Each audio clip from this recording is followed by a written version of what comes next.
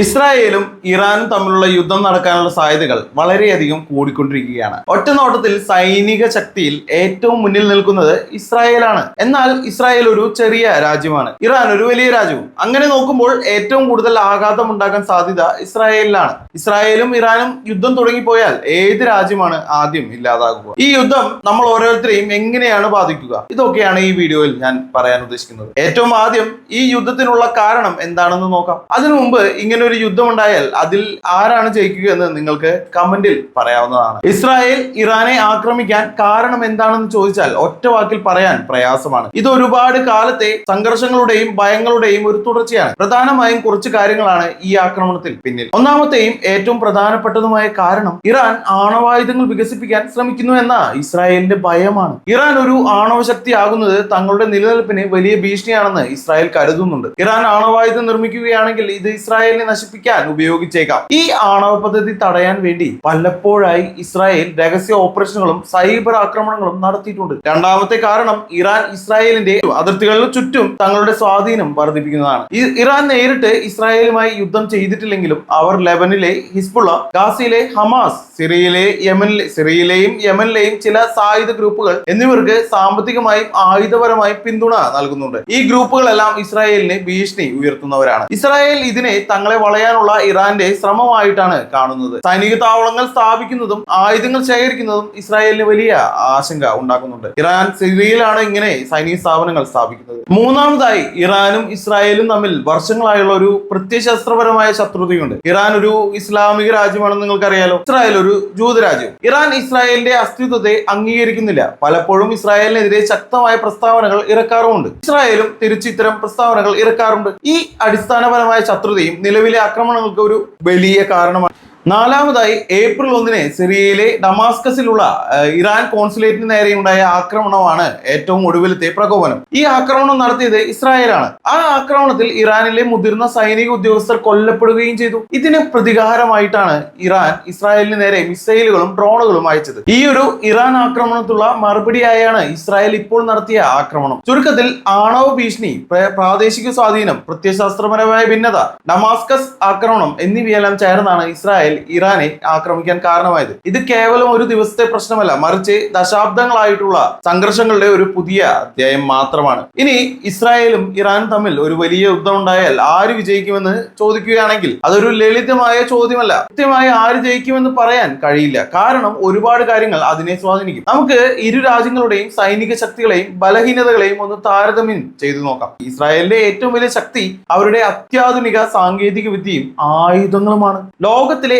ഏറ്റവും മികച്ച പ്രതിരോധ സംവിധാനങ്ങളിൽ ഒന്നായ അയൺ ഡോം, അതുപോലെ ഡേവിഡ് സ്ലിംഗ്, എയ്റോ സിസ്റ്റം എന്നിവയെല്ലാം അവരുടെ കൈവശമുണ്ട്. ഇവ ഇറാന്റെ മിസൈലുകളെയും റോക്കറ്റുകളെയും ആകാശത്ത് വെച്ച് തന്നെ തടയാൻ കഴിവുള്ളവയാണ്. കൂടാതെ അമേരിക്കയുടെ ഏറ്റവും പുതിയ F-35 യുദ്ധവിമാനങ്ങൾ ഉൾപ്പെടെയുള്ള ശക്തമായ വ്യോമസേനയും ഇസ്രായേലിനുണ്ട്. ഇത് ആകാശത്ത് ഇസ്രായേലിന് വലിയ മേൽക്കോയ്മ നൽകും. അവരുടെ സൈന്യത്തിന് നിരന്തരമായ പരിശീലനവും മധ്യപൂർവ്വ ദേശത്തെ യുദ്ധങ്ങളിൽ വലിയ അനുഭവ സമ്പത്തുമുണ്ട്. ഏറ്റവും പ്രധാനമായി അമേരിക്കയുടെ ശക്തമായ സൈനിക സാമ്പത്തിക പിന്തുണ ഇസ്രായേലിന് വലിയൊരു ബലമാണ്. ഇത് അവർക്ക് വലിയൊരു ആത്മവിശ്വാസം നൽകുന്നുണ്ട്. സൈനികപരമായി വലിയൊരു ആത്മവിശ്വാസം തന്നെ അമേരിക്കയുടെ പിന്തുണ അവർക്ക് നൽകുന്നുണ്ട്. ഇറാനെ സംബന്ധിച്ചിടത്തോളം അവരുടെ വലിയ ബലം സൈനികരുടെ എണ്ണമാണ്. ഏകദേശം 6 ലക്ഷത്തിലധികം സജീവ സൈനികരും 3.5 ലക്ഷം റിസർവ് സൈനികരും അവർക്കുണ്ട്. ഇത് ഇസ്രായേലിനേക്കാൾ വളരെ വലുതാണ്. കൂടാതെ മധ്യപൂർവ്വ ദേശത്ത് ഏറ്റവും വലിയ ബാലിസ്റ്റിക് മിസൈൽ ശേഖരം ഇറാന്റെ കൈവശമാണ്. ഈ മിസൈലുകൾ ഇസ്രായേൽ വരെ എത്താനുള്ള ശേഷിയുള്ളവയാണ്. നേരിട്ടുള്ള യുദ്ധത്തിന് പുറമെ ഹിസ്ബുള്ള, ഹമാസ്, ഹൂത്തികൾ തുടങ്ങിയ ഇറാൻ പിന്തുണയ്ക്കുന്ന നിരവധി സായുധ ഗ്രൂപ്പുകൾ ഈ ഒരു മേഖലയിലുണ്ട്, മധ്യപൂർവ്വ ദേശത്തുണ്ട്. ഇവർക്ക് പല ഭാഗങ്ങളിൽ നിന്നും ഇസ്രായേലിന് നേരെ ആക്രമണം നടത്താൻ കഴിയും. ഇത് ഇസ്രായേലിന് വലിയ തലവേദന സൃഷ്ടിക്കും. ഡ്രോണുകൾ ഉപയോഗിച്ചുള്ള ആക്രമണങ്ങളിൽ ഇറാൻ വലിയ വൈദഗ്ധ്യം നേടിയിട്ടുണ്ട്. ഷാഹദ് ഡ്രോണുകൾ ഇതിനൊരു ഉദാഹരണമാണ്. സിറിയ, ഇറാഖ് പോലുള്ള രാജ്യങ്ങളിൽ ഇറാൻ വലിയ സ്വാധീനമുള്ളതുകൊണ്ട് അവർക്ക് അവിടെ സൈനിക നീക്കങ്ങൾ നടത്താനും എളുപ്പമാണ്. നേർക്കുനേർ ഒരു സമ്പൂർണ്ണ യുദ്ധത്തിലേക്ക് കടക്കുകയാണെങ്കിൽ സാങ്കേതിക വിദ്യയുടെയും വ്യോമശക്തിയുടെയും കാര്യത്തിൽ ഇസ്രായേലിന് വലിയ വ്യക്തമായ മുൻതൂക്കമുണ്ട്. അവരുടെ പ്രതിരോധ സംവിധാനങ്ങൾക്ക് ഇറാന്റെ മിസൈൽ ആക്രമണങ്ങളെ ഒരു പരിധിവരെ തടയാൻ കഴിഞ്ഞേക്കും. എന്നാൽ ഇറാന്റെ വലിയ സൈനിക ശക്തിയും അവരുടെ കീഴിലുള്ള പ്രോക്സി ഗ്രൂപ്പുകളും വലിയ മിസൈൽ ഡ്രോൺ ശേഖരവും ഇസ്രായേലിന് വലിയ വെല്ലുവിളിയാണ്. ഇസ്രായേലിന്റെ പ്രതിരോധ സംവിധാനങ്ങൾ എല്ലാ ആക്രമണങ്ങളെയും തടയാൻ കഴിഞ്ഞൊന്നുമില്ല, പ്രത്യേകിച്ച് വലിയ തോതിലുള്ള ആക്രമണങ്ങളെ. ഒരു നീണ്ട യുദ്ധത്തിലേക്ക് കാര്യങ്ങൾ നീങ്ങുകയാണെങ്കിൽ ഇസ്രായേലിനും വലിയ നാശനഷ്ടങ്ങൾ സംഭവിക്കാൻ സാധ്യതയുണ്ട്. അതുപോലെ ആണവായുധങ്ങൾ എന്നൊരു ഘടകം ഇവിടെ വളരെ നിർണായകമാണ്. ഇസ്രായേലിന് ആണവായുധങ്ങൾ ഉണ്ടെന്ന് പൊതുവെ വിശ്വസിക്കപ്പെടുന്നു. അതേസമയം ഇറാൻ ആണവായുധങ്ങൾ നിർമ്മിക്കാൻ ശ്രമിക്കുകയാണെന്നും കരുതപ്പെടുന്നുണ്ട്. ഈ സാഹചര്യത്തിൽ ഒരു വലിയ യുദ്ധം ആർക്കും ജയമില്ലാത്ത ഒരു വലിയ ദുരന്തത്തിലേക്ക് അതിനെ തള്ളിവിടും. ഇവിടെ ഒരു കാര്യം കൂടി പ്രത്യേകം ശ്രദ്ധിക്കണം. ഇസ്രായേൽ ഒരു ചെറിയ രാജ്യമാണ്, ഇറാൻ ഒരു വലിയ രാജ്യമാണ്. ഇരു രാജ്യങ്ങൾക്കും അതുപോലെ മധ്യപൂർവ്വദേശത്തിനും ലോകത്തിനും വലിയ നഷ്ടങ്ങൾ സംഭവിക്കാൻ സാധ്യതയുണ്ട്. അതുകൊണ്ട് തന്നെ ഇരു രാജ്യങ്ങളും ഒരു വലിയ യുദ്ധത്തിലേക്ക് പോകാതിരിക്കാൻ അന്താരാഷ്ട്ര സമൂഹം എപ്പോഴും ശ്രമിക്കാറുണ്ട്. ഒരു യുദ്ധമുണ്ടായാൽ അത് ഈ മേഖലയെ മൊത്തത്തിൽ തകർക്കുകയും ലോക സമ്പദ് വ്യവസ്ഥയെ തന്നെ ഗുരുതരമായി ബാധിക്കുകയും ചെയ്യും. ഇനി ഇറാനും ഇസ്രായേലുമായുള്ള ബന്ധം ചരിത്രപരമായി എങ്ങനെയായിരുന്നു എന്ന് നോക്കാം. ഇസ്രായേലും ഇറാനും തമ്മിലുള്ള ബന്ധം എപ്പോഴും ശത്രുതയിൽ ായിരുന്നില്ല. 1979 ഇറാനിയൻ വിപ്ലവത്തിന് മുമ്പ് ഇരു രാജ്യങ്ങളും തമ്മിൽ രഹസ്യമായതും അല്ലാത്തതുമായ ഒരു സൗഹൃദം നിലനിന്നിരുന്നു. ഷാ മുഹമ്മദ് റസ പഹലവിയുടെ ഭരണകാലത്ത് ഇറാനും ഇസ്രായേലും യുഎസിന്റെ സഖ്യകക്ഷികളായിരുന്നു. എണ്ണ, ആയുധങ്ങൾ തുടങ്ങിയവയുടെ വ്യാപാര ബന്ധങ്ങൾ ഇരു രാജ്യങ്ങൾക്കിടയിലും സജീവമായിരുന്നു. ഇസ്രായേലിന്റെ രൂപീകരണത്തെ ഇറാൻ അംഗീകരിച്ചു എന്നതും ശ്രദ്ധേയമാണ്. 1979 ഇറാനിൽ ഇസ്ലാമിക വിപ്ലവം നടന്നതോടെയാണ് കാര്യങ്ങൾ മാറിമറിഞ്ഞത്. ആയത്തുള്ള റുഹോള കൊമേനിയുടെ നേതൃത്വത്തിൽ പുതിയ ഇസ്ലാമിക ഗവൺമെന്റ് അധികാരത്തിൽ വന്നതോടെ ഇസ്രായേലിനോടുള്ള നയം പൂർണ്ണമായും മാറി. സിയോണിസ്റ്റ് സ്ഥാപനമെന്ന് ഇസ്രായേലിനെ വിശേഷിപ്പിച്ചുകൊണ്ട് അതിന്റെ അസ്തിത്വത്തെ അംഗീകരിക്കില്ലെന്ന് ഇറാൻ പ്രഖ്യാപിച്ചു. പലസ്തീൻ പ്രശ്നത്തിൽ പലസ്തീനികൾക്ക് പൂർണ്ണ പിന്തുണ നൽകി. ഇസ്രായേലിന്റെ തെഹ്റാനിലെ എംബസി അടച്ചുപൂട്ടുകയും പകരം ഫലസ്തീൻ ലിബറേഷൻ ഓർഗനൈസേഷന്റെ ഓഫീസ് തുറക്കുകയും ചെയ്തു. ഇതോടുകൂടി ഇരു രാജ്യങ്ങളും തമ്മിലുള്ള ബന്ധം ശത്രുതാപരമായി മാറി. ഇനി ഈ ഒരു സംഘർഷത്തിൽ അമേരിക്കയുടെ പങ്ക് എന്താണെന്ന് നോക്കാം. ഇസ്രായേലും ഇറാനും തമ്മിലുള്ള ഈ സംഘർഷത്തിൽ യുണൈറ്റഡ് സ്റ്റേറ്റ്സ് ഓഫ് അമേരിക്കയുടെ പങ്ക് വളരെ നിർണായകവും സങ്കീർണവുമാണ്. ഇത് കേവലം ഒരു നിരീക്ഷകന്റെ റോളല്ല, മറിച്ച് പല ങ്ങളിൽ ഇടപെടുന്ന ഒരു പ്രധാന കളിക്കാരന്റെ റോളാണ്. അമേരിക്ക എപ്പോഴും ഇസ്രായേലിന്റെ ഏറ്റവും വലിയ സഖ്യകക്ഷിയും പിന്തുണക്കാരനുമാണ്. ദശാബ്ദങ്ങളായി ഇസ്രായേലിന് സൈനികവും സാമ്പത്തികവുമായ വലിയ സഹായങ്ങൾ US നൽകി വരുന്നു. അത്യാധുനിക ആയുധങ്ങൾ, സൈനിക സാങ്കേതിക വിദ്യ, രഹസ്യാന്വേഷണ വിവരങ്ങൾ എന്നിവയെല്ലാം ഇസ്രായേലുമായി US പങ്കുവയ്ക്കാറുണ്ട്. ഒരു യുദ്ധമുണ്ടായാൽ ഇസ്രായേലിന്റെ പ്രതിരോധ ശേഷി വർദ്ധിപ്പിക്കുന്നതിൽ ഈ പിന്തുണയ്ക്ക് വലിയ പങ്കുണ്ട്. അടുത്തിടെ ഇറാൻ ഇസ്രായേലിന് നേരെ ഡ്രോണുകളും മിസൈലുകളും അയച്ചപ്പോൾ അവയെ തടയാൻ ഇസ്രായേലിന് US സൈന്യം നേരിട്ട് സഹായം നൽകിയിരുന്നു. ഇത് ഇസ്രായേലിനുള്ള US പ്രതിബദ്ധതയുടെ വ്യക്തമായ തെളിവാണ്. എങ്കിലും ഈ സംഘർഷം ഒരു വലിയ യുദ്ധത്തിലേക്ക് നീങ്ങുന്നത് US അംഗീകരിക്കുന്നില്ല. പശ്ചിമേഷ്യയിൽ ഒരു വലിയ യുദ്ധം പൊട്ടിപ്പുറപ്പെട്ടാൽ അത് അമേരിക്കയുടെ താല്പര്യങ്ങളെയും ഗുരുതരമായി ബാധിക്കും. മേഖലയുടെ എണ്ണ വിതരണത്തെയും ലോക സമ്പദ് വ്യവസ്ഥയെയും ഇത് പ്രതികൂലമായി ബാധിക്കും. കൂടാതെ മേഖലയിലെ അമേരിക്കൻ സൈനിക താവളങ്ങളും ഉദ്യോഗസ്ഥരും അപകടത്തിലായേക്കാം. ഈ ഒരു സാഹചര്യത്തിൽ US ഒരു വശത്തെ ഇസ്രായേലിന് പൂർണ്ണ പിന്തുണ നൽകുമ്പോൾ തന്നെ മറുവശത്ത് സംഘർഷം വർദ്ധിപ്പിക്കാതിരിക്കാനുള്ള നയതന്ത്ര ശ്രമങ്ങളിലും സജീവമായി ഇടപെടുന്നു. ഇറാനെ സംബന്ധിച്ചിടത്തോളം അവരുടെ ആണവ പദ്ധതിയാണ് USന് വലിയ ആശങ്കയുണ്ടാക്കുന്ന ഒരു പ്രധാന കാരണം. ഇറാൻ ആണവായുധങ്ങൾ നിർമ്മിക്കുന്നത് തടയാൻ US എപ്പോഴും ശ്രമിച്ചിട്ടുണ്ട്. ഇതിന്റെ ഭാഗമായി ഇറാനെതിരെ കടുത്ത സാമ്പത്തിക ഉപരോധങ്ങൾ ഏർപ്പെടുത്തുകയും അന്താരാഷ്ട്ര തലത്തിൽ സമ്മർദ്ദം ചെലുത്തുകയും ചെയ്തിട്ടുണ്ട്. ഇറാനുമായ ആണവ കരാറിൽ എത്താനും US പലതവണ ശ്രമിച്ചിരുന്നു. എന്നാൽ പല കാരണങ്ങളാൽ ആ ശ്രമങ്ങൾ പരാജയപ്പെട്ടു. ഇസ്രായേൽ ഇറാനെ ആക്രമിക്കുമ്പോൾ അമേരിക്ക അതിനെ പരസ്യമായി പിന്തുണച്ചില്ലെങ്കിലും പലപ്പോഴും അതിനെ നിസ്സാരവൽക്കരിക്കുകയോ അല്ലെങ്കിൽ സ്വയം പ്രതിരോധിക്കാനുള്ള ഇസ്രായേലിന്റെ അവകാശം എന്ന് വിശേഷിപ്പിക്കുകയോ ചെയ്യാറുണ്ട്. ചുരുക്കത്തിൽ ഇസ്രായേൽ ഇറാൻ യുദ്ധത്തിൽ USന്റെ പങ്ക് ഈ ഒരു രീതിയിലാണ്. ഇനി ഇസ്രായേലും ഇറാനും തമ്മിലുള്ള സംഘർഷത്തിൽ ഇന്ത്യ ആരുടെ പക്ഷത്ത് നിൽക്കുന്നത് നമുക്ക് നോക്കാം. പൊതുവെ ഇന്ത്യയുടെ നിലപാട് ആരുടെ ഭാഗത്തും ചേരാതെ സമാധാനപരമായ പരിഹാരം കണ്ടെത്താൻ ഇരു രാജ്യങ്ങളോടും ആവശ്യപ്പെടുക എന്നതാണ്. ഇതിനെ നോൺ അലൈൻഡ് അഥവാ ചേരിചേരാ നയം എന്ന് പറയാം. ഇന്ത്യക്ക് ഇസ്രായേലുമായും ഇറാനുമായും ശക്തമായ ബന്ധങ്ങളുണ്ട്. സമീപ വർഷങ്ങളിൽ ഇസ്രായേലുമായി ഇന്ത്യയുടെ ബന്ധം വലിയ തോതിൽ മെച്ചപ്പെട്ടിട്ടുണ്ട്. പ്രതിരോധം, സാങ്കേതിക വിദ്യ, കൃഷി തുടങ്ങിയ മേഖലകളിൽ ഇസ്രായേലുമായി ഇന്ത്യക്ക് വലിയ സഹകരണമുണ്ട്. ആയുധങ്ങൾ ഇറക്കുമതി ചെയ്യുന്നതിലും ഇസ്രായേൽ ഇന്ത്യയുടെ പ്രധാന പങ്കാളികളിൽ ഒന്നാണ്.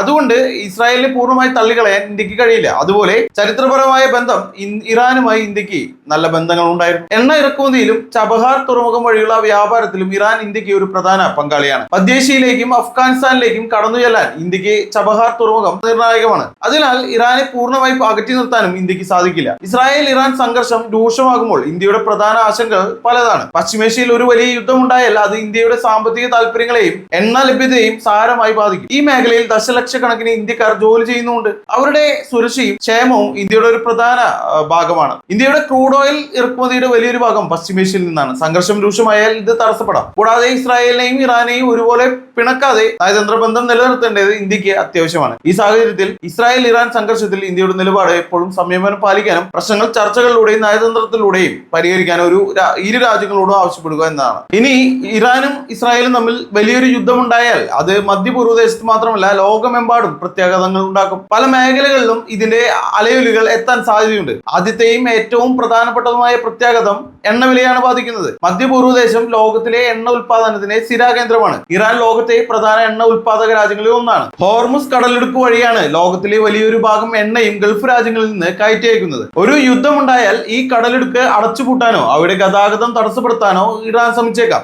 ഇത് ആഗോള എണ്ണ വിപണിയിൽ വലിയൊരു പ്രതിസന്ധി സൃഷ്ടിക്കും. എണ്ണവില കുതിച്ചുയരും. ഇത് ലോകമെമ്പാടുമുള്ള രാജ്യങ്ങളിൽ പെട്രോളിന്റെയും ഡീസലിന്റെയും വില വർദ്ധിക്കാൻ ഇടയാക്കും. അതുവഴി ഗതാഗത ചെലവുകൾ കൂടുകയും സാധനങ്ങളുടെ വില വർദ്ധിക്കുകയും ആഗോള പണപ്പെരുപ്പം രൂക്ഷമാകുകയും ചെയ്യും. രണ്ടാമതായി, ആഗോള സമ്പദ് വ്യവസ്ഥയെ ഇത് പ്രതികൂലമായി ബാധിക്കും. എണ്ണവില വർദ്ധിക്കുന്നത് എല്ലാ രാജ്യങ്ങളെയും വ്യവസായങ്ങളെയും ഗതാഗതത്തെയും നേരിട്ട് ബാധിക്കും. ഉൽപാദന ചെലവ് കൂടും. ഇത് സാമ്പത്തിക വളർച്ചയെ മന്ദഗതിയിലാക്കും. ഓഹരി വിപണികളിൽ വലിയ ഇടിവുണ്ടാകാനും നിക്ഷേപകർക്ക് ഭയം കാരണം പണം പിൻവലിക്കാനും ഇത് കാരണമാകും. ആഗോള വിതരണ ശൃംഖലകൾക്ക് ഇത് വലിയ വെല്ലുവിളിയാകും. സാധനങ്ങൾ യഥാസമയം എത്തിക്കാൻ കഴിയാതെ വരികയും വില വർദ്ധിക്കുകയും ചെയ്യും. മൂന്നാമതായി, ഇത് പ്രാദേശികവും ആഗോളവുമായ രാഷ്ട്രീയ സാഹചര്യങ്ങളെ കൂടുതൽ സങ്കീർണമാക്കും.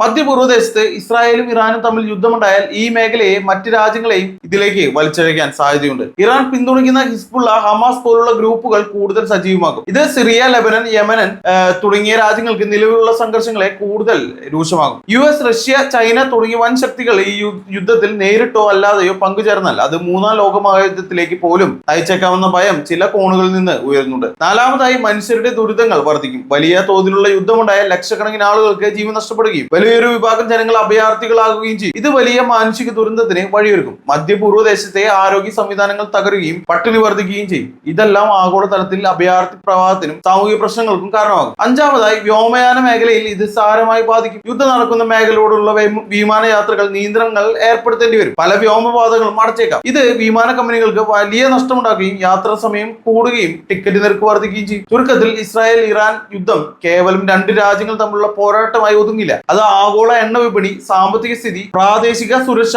ആഗോള രാഷ്ട്രീയം, മാനുഷിക ദുരിതങ്ങൾ എന്നിവയെല്ലാം വലിയ പ്രത്യാഘാതങ്ങൾ സൃഷ്ടിക്കും. ലോകം ഒരു വലിയ പ്രതിസന്ധിയിലേക്ക് നീങ്ങാനുള്ള സാധ്യത തള്ളിക്കളയാൻ കഴിയില്ല. എന്തായാലും യുദ്ധം ഒരിക്കലും ഒരു പരിഹാരമല്ല. അതും യുദ്ധത്തിന് പിന്നിൽ മതപരമായ കാരണങ്ങൾ ഉണ്ടെങ്കിൽ അത് അത്രയും വലിയ യുദ്ധമായി മാറും. എന്തായാലും ഇതൊക്കെ കഴിഞ്ഞ് ഒരു ദിവസം വരും, ആളുകളെല്ലാം മതമില്ലാതെ മനുഷ്യർ മാത്രമായി മാറും. അന്ന് ഈ യുദ്ധങ്ങളും അതിർത്തികളും ഉണ്ടാകില്ല.